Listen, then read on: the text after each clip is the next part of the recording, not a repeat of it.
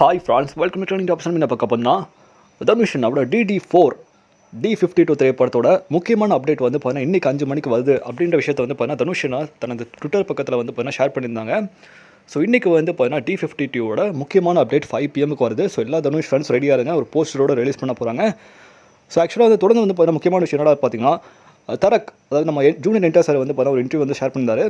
So நான் வந்து ரீசெண்டாக வந்து ராயன் திரைப்படம் பார்த்தேன்.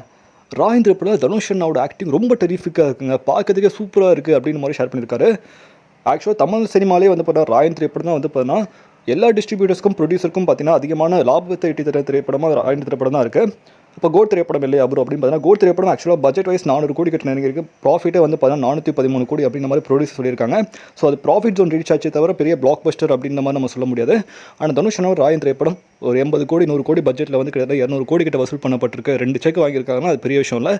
ஸோ அதுவே மிகப்பெரிய ஒரு தயாரிப்பாளருக்கு ரொம்ப சந்தோஷமான விஷயமா இருக்குது இந்த வருஷம் வந்து. ஸோ ராயன் திரைப்படம் தான் வந்து பண்ணால் மிக சிறந்த திரைப்படம் அப்படின்ற விஷயத்தை வந்து பண்ணால் நம்ம ஜூனியர் என்டிஆர் சார் வந்து ஷேர் பண்ணியிருந்தாங்க. ஸோ தேவாரா ஸோ அப்படி சொல்லலாம். ஸோ வந்து கேட்கவும் மகிழ்ச்சியாக இருக்குது. ஸோ இன்றைக்கி 5 மணிக்கு எல்லா நிமிஷம் ரெடியாக இருங்க. ஸோ 5 மணிக்கு சிறப்பான தரமான சம்பவம் இருக்குது. மேலும் நம்ம சேனல் லைக் பண்ணுங்கள், ஷேர் பண்ணுங்கள், சப்ஸ்கிரைப் பண்ணுங்கள், மறக்காமல் லைக் பண்ணுங்கள். மகிழ்ச்சி.